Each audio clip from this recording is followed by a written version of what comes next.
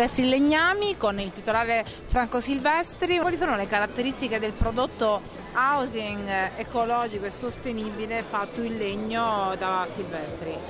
Naturalmente il legno, la struttura in legno, la velocità nel costruire, la pulizia anche del cantiere e anche un fattore molto importante, minor rischi, perché più prefabbricazione abbiamo, minor rischi di infortuni abbiamo sul cantiere, e la specializzazione, perché abbiamo bisogno di personale specializzato che ti dà garanzia anche del lavoro finito.